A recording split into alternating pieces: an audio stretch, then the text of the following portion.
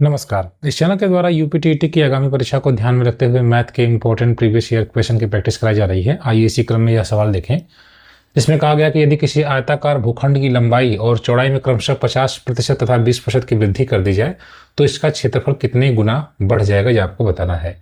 एक आयताकार भूखंड की जो लंबाई है उसमें 50% की वृद्धि हो रही है ना। 50% का मतलब क्या होता है फ्रेंड्स, 1/2 होता है। अगर आप इसको भिन्न के रूप में बदलेंगे तो 1/2 ये लंबाई में होने वाली वृद्धि है। जो लंबाई है उसमें वृद्धि हो रहा है। उसके बाद जो आगे कहा गया है कि 20% की वृद्धि चौड़ाई में की जा रही है, तो 20% का मतलब कितना होता है फ्रेंड्स, 1/5 होता है। 20% का मतलब 20/100 होगा, तो इसको आप कहेंगे 1/5। तो चौड़ाई में 1/5 की वृद्धि होती है। ओके, लंबाई और चौड़ाई बढ़ रहा है और आपसे पूछ रहा है कि क्षेत्रफल कितने गुना बढ़ जाएगा। तो पहले आप यह निकाल लीजिए कि क्षेत्रफल पहले कितना था और अब फिर उसके बाद बढ़ने के बाद कितना होगा। जैसे चौड़ाई 5 पर 1 बढ़ रही है, यानी कि चौड़ाई पहले 5 थी और अब 6 हो गई। उसी प्रकार से लंबाई 2 पर 1 बढ़ रही है, 1/2 बढ़ी, मतलब 2 पहले थी तो अब बढ़कर 3 हो गई। तो इसको आपको यही बताना है कि वो वास्तव में क्षेत्रफल कितने गुना हो रहा है। तो पहले क्षेत्रफल क्या रहा होगा, लंबाई 2 और चौड़ाई 5, तो क्षेत्रफल कितना हुआ 10। बोले हुआ कि नहीं हुआ, क्योंकि आयत का जो क्षेत्रफल होता है वह लंबाई गुणे चौड़ाई होता है। 2 × 5 यानी 10 और अब 3 × 6 यानी 18। अब जो क्षेत्रफल वृद्धि के बाद तो 18 हो गया, 18 वर्ग मीटर, और ये पहले 10 वर्ग मीटर या जो भी यूनिट रही होगी, है ना। तो अब आपको बताना है कि कितने गुना, तो 10 से 18 हो गया। तो अगर आप कल 2 रुपये कमा रहे थे, आज 4 रुपये कमा रहे हैं, तो आप कितना कमा रहे हैं, कितने गुना, तो 4/2 कर देंगे, 2 गुना कमा रहे हैं। उसी प्रकार से जो क्षेत्रफल पहले 10 था अब वो 18 हो गया, तो कितने गुना हुआ, तो 18/10, 2 × 5 = 10, 2 × 9 = 18। इस प्रकार से 9/5 गुना क्षेत्रफल हो जाएगा, जो कि विकल्प संख्या ए में दिया गया है। 5 × 5 = 4, 9/5। इस प्रकार से आपने आसानी से इस सवाल को लगा दिया। आइए हम एक और सवाल देखते हैं। अगले सवाल में कहा गया है कि 15 सेंटीमीटर भुजा वाले किसी घन में से 3 सेंटीमीटर भुजा वाले कुल कितने घन काटे जा सकते हैं। इस प्रकार का सवाल जब भी हो जिसमें एक बड़े घन से छोटे घन काटे जाएं, तो ऐसे सवालों को हल करने के लिए जिसमें आपको घनों की संख्या पूछी गई हो, बड़े वाले घन का आयतन निकाल लीजिए बटा छोटे वाले घन का आयतन कर दीजिए।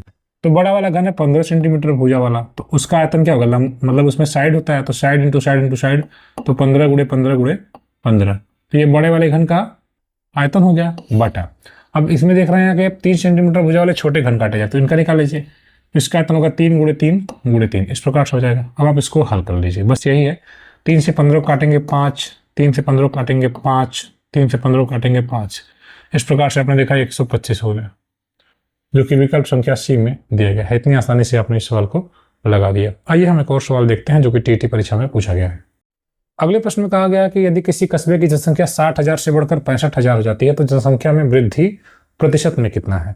पहले आप यह निकाल लीजिए कि कितनी वृद्धि हो रही है। जैसे जनसंख्या 60,000 थी और हो कितनी गई, तो कहेंगे सर 65,000 हो गई, 65,000 हो गई। तो आप देख रहे हैं कि जनसंख्या में 5,000 की वृद्धि हो रही है, साफ साफ 5,000 की वृद्धि हो रही है।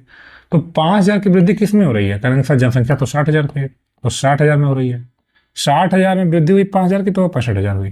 तो एक्चुअली 5,000 जो वृद्धि हो रही है इसी को प्रतिशत में निकालना है, तो किसी भी भिन्न को प्रतिशत में बदलने के लिए 100% से गुणा करते हैं। ये बात आप याद रखिएगा कि अगर किसी भिन्न को प्रतिशत में बदलना है तो 100% से गुणा हो जाएगा। बस यही हल कर लीजिए। 3 0 से 3 0 कटेगा, 20 से 20 25 100, 20 3 60 हो जाएगा। फिर 5 × 5 25/3% हो जाएगा।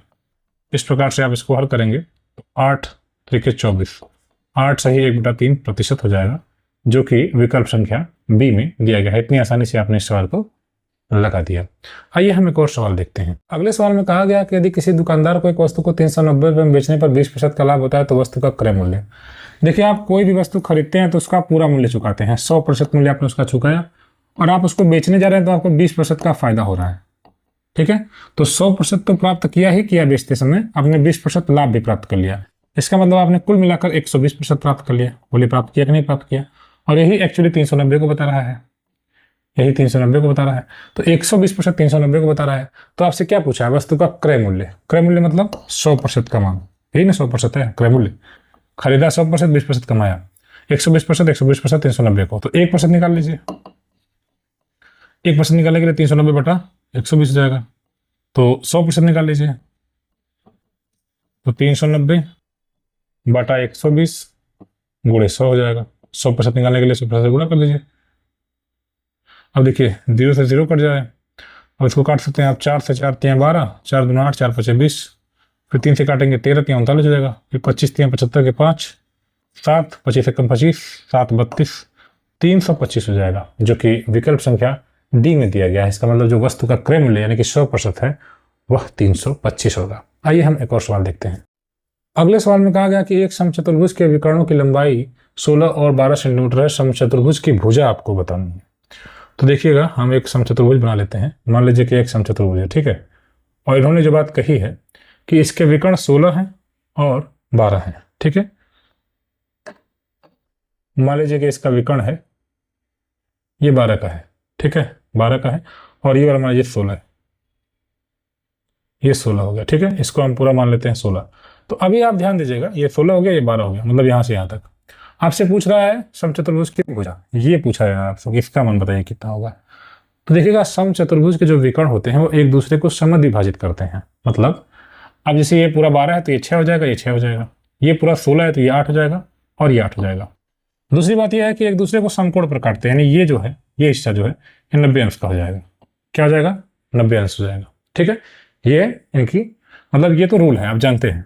अब आपसे पूछा क्या इसकी लेंथ पूछा है, तो अब देखिए, आप अगर ए बी सी को केवल आप देखें, ए बी सी को देखें, तो ये एक समकोण त्रिभुज दिख रहा है कि नहीं दिख रहा है? आपको सर बिल्कुल दिख रहा है समकोण त्रिभुज, क्योंकि यहाँ पर 90 अंश है, समकोण बन रहा है, और एक भुजा 8 है और एक भुजा 6 है। और आपसे पूछा ये वाली भुजा बताओ, है ना, समचतुर्भुज की भुजा। तो आप जानते ही हैं कर्ण बराबर क्या होता है, कर्ण बराबर जानते ही हैं, अंडर रूट लंब का स्क्वायर धनाधार का स्क्वायर।